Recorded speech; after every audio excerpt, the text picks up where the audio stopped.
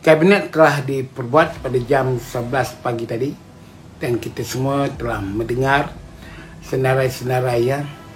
Dan saya telah pun untuk tempoh beberapa jam membaca dan mendengar ulasan-ulasan mereka. Ya. Jadi satu perkara yang kita syukur kepada Alhamdulillah ialah tidak terlantiknya Azmin Ali sebagai Timbalan Perdana Menteri. Hanya sekadar kebalik ke jawatannya yang asal Menteri Kanan. Dari itu tuan-tuan dan perempuan semua, kita melihat bahawa kabinet ini sebenarnya tidak ada apa perubahan pun.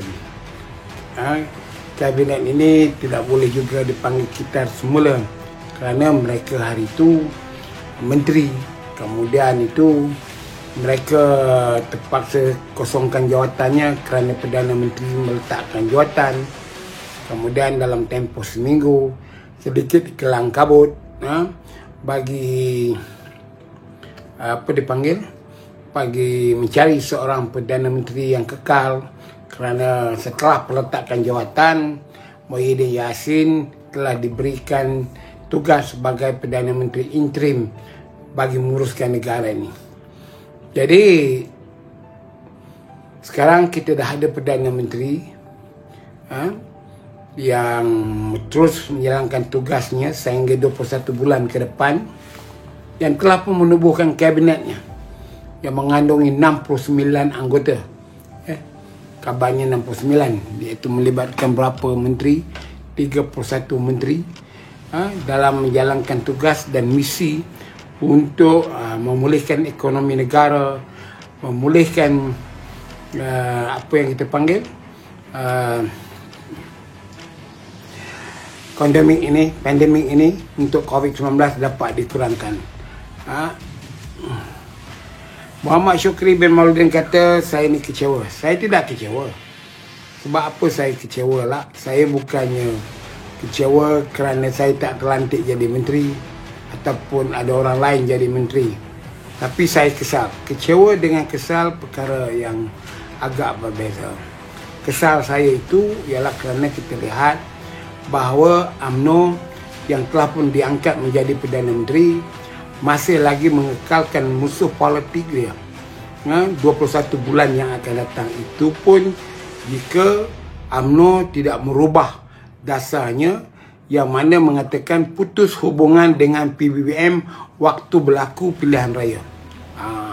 Jadi kalau berlaku pilihan raya, UMNO sudah tidak lagi bekerjasama dengan PBBM dan sama-sama menghadapi pilihan raya, bukan sebagai setiakawan, bukan kemesraan dan bukan pertandingan sukan yang kalah pun menang, yang penting menyertai, tetapi ini hidup dan mati. Jadi kalau pilihan raya berlaku, UMNO terpaksa mendepan dengan PBBM. Dan kita tahu bahawa 15 kursi yang ada pada Parti Bersatu ini asalnya milik UMNO. Jadi dari itu UMNO kena bertanding dalam 15 kawasan, termasuk yang UMNO kalah sejumlah 12 kursi lagi yang telah dimenangi oleh Parti Bersatu. 6 telah keluar menubuhkan Parti Pejuang Muda dan 6 lagi kekal dalam Parti Bersatu ini. Dari itu UMNO akan berdepan dengan 31 kursi, termasuk 11 kursi yang dilarikan oleh PKR yang kini sudah menjadi Parti Bersatu. Jadi inilah isunya, iaitu maknanya UMNO ni tidak mendapat melihat apa yang akan berlaku 21 bulan. Masih mengekalkan beberapa kementerian strategi kepada pihak musuhnya. Seperti contohnya ialah meletakkan Menteri Kewangan, yang kita tahu Menteri Kewangan ini adalah Kementerian Kewangan yang gagal. Seorang senator yang kita lihat sebagai mementingkan bank daripada rakyat kerana dia bekas CEO. Dan dia selaku Menteri Kewangan tentulah masih lagi akan mengikut telunjuk Muhyiddin Yassin walaupun tidak berkuasa. Dan saya pernah percaya jika Muhyiddin Yassin menghantar surat sokongan untuk tender anak menantu dia, kemungkinan Menteri Kewangan ini akan memberikan sokongan untuk kelulusan. Jadi soal yang bangkit sekarang ini, UMNO telah pun mengambil tempat dia, yang mengambil tempat dia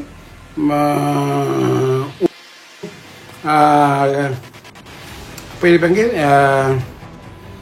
Kementerian Pembangunan Luar Bandar. Itu saja yang UMNO ambil. Tetapi kementerian yang lain tolak yang kepunyaan GPRS masih kekal di dalam bawah kontrol PBBM. Dan saya kesal lagi tu apabila kamu pindahkan seorang menteri luar yang dikira berjaya ke Kementerian Pertahanan. Tapi saya dah diberitahu oleh seorang penyokong Perdana Menteri, dia kata itu atas permintaan Hishamuddin Hussein sendiri hendak berpindah ke Kementerian Pertahanan. Saya angkat dahi kepala lah, ya, dahi kepala untuk kepala saya ni, kerana saya lihat, kita tahu takkan Hishamuddin Hussein tidak tahu salah satu pelingkup kita kalah pilihan raya dulu ialah kerana undi tendera, dan dia adalah Menteri Pertahanan. Jadi sekarang ni, adakah dia nak balik ke Kementerian Pertahanan itu bagi tujuan nak meyakinkan anggota tendera? Wahal kita tahu berapa perjumpaannya dengan veteran, dia disorak-soraikan sebagai seorang Menteri Pertahanan yang gagal. Jadi pada saya agak pelik sedikit apa yang berlaku tu, di mana Muhyiddin hendak ke Kementerian Pertahanan, dan kemudian ada masalah di Kementerian Pertahanan itu dari segi ke mana perginya helikopter yang telah dibelanja bilion ringgit belum dapat lagi bekalannya, di mana di projek kapal yang juga belanja bilion ringgit, di mana kapalnya. Jadi saya tak tahu adakah 21 bulan ini Hishamuddin Hussein boleh membersihkan nama dia di Kementerian Pertahanan, dan bolehkah pihak tentera memberikan sokongan kepada kerajaan Barisan Nasional sekarang dengan kebangkitan rakyat benci dengan Perikatan Nasional, benci dengan Muhyiddin Yassin, dan menyebabkan tangan-tangan UMNO juga berbau tahi dilakukan oleh mereka ini. Seperti mana yang saya jelaskan selalu, terangkan bahawa selama 21 bulan ini UMNO mendukung biawak hidup. Segala kebusukan yang dibuat oleh Muhyiddin dan juga Tun Dr. Mahathir selama 22 bulan itu sekarang tertanggung kepada UMNO. Bolehkah UMNO lakukannya? Jadi kita perlu untuk memberikan penjelasan kepada rakyat, kan?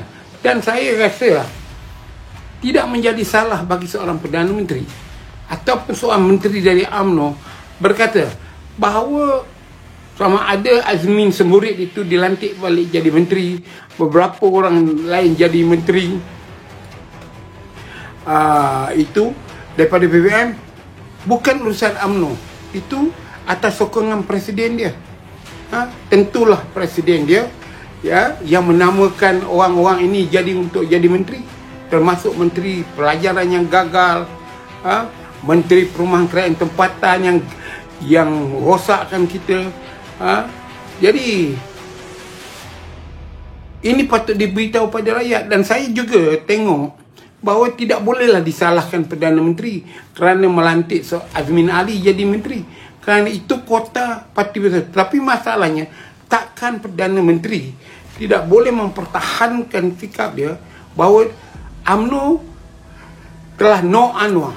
Antara sebabnya no Anwar ialah Anwar dianggap peliwat, dianggap seorang yang bertentangan dengan hukum alam lelaki dan perempuan.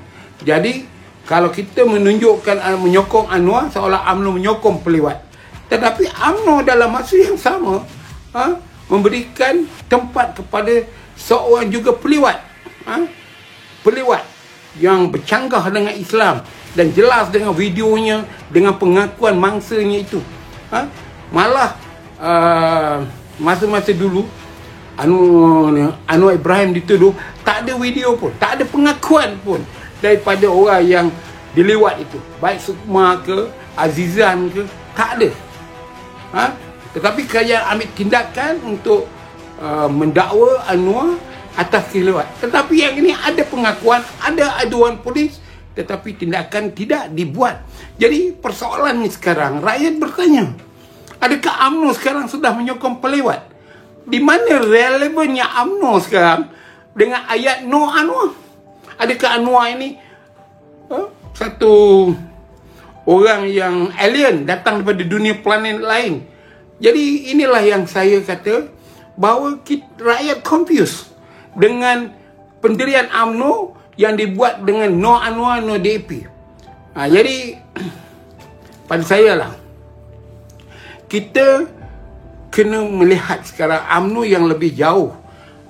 Macam tadi saya kata Isyamuddin, betul, saya memang tidak bersetuju dengan dia, dan saya telah berulang kali kata kepada penyokong dia, kenapa saya tidak marah? Bukan kerana saya masuk tender, kerana dia lari dalam perjuangan. Dia memang PM material. Jadi apabila ke Ismail Sabri, seorang anak yang lahir selepas Malaya Merdeka tahun 60, maknanya generasi lepas merdeka sekarang mengambil alih kerajaan ni, pentadbiran UMNO ni. Tak lagi golongan-golongan tua, dia ambil untuk memimpin UMNO. Macam Anwar Musa lahir sebelum Malaya Merdeka, masih diberikan lagi kedudukan sebagai menteri. Jadi inilah yang agak pelik. Bagaimana nak meremajukan UMNO kalau UMNO gustan ke belakang, mengambil juga orang tua tu? Dan kita harus ingat, inilah cara yang terbaik orang seperti saya yang berusia 69 tahun, walaupun saya berada dalam UMNO cawangan, untuk memberi hujah kepada ahli UMNO, tuan-tuan dan perempuan, zaman saya dah berakhir, saya sudah berusia 69 tahun, biarlah saya mengundurkan diri kerana bersesuaian dengan kepimpinan di peringkat tinggi. Kita akan punya presiden yang anak merdeka, timbalan presiden anak merdeka, naik presiden anak merdeka, dan mungkin 80% majlis kerja tertinggi anak merdeka. Dari itu kami yang berjuang dalam kelompok generasi tahun 50-an ini, baiklah kami mengundurkan diri. Inilah yang agak jelas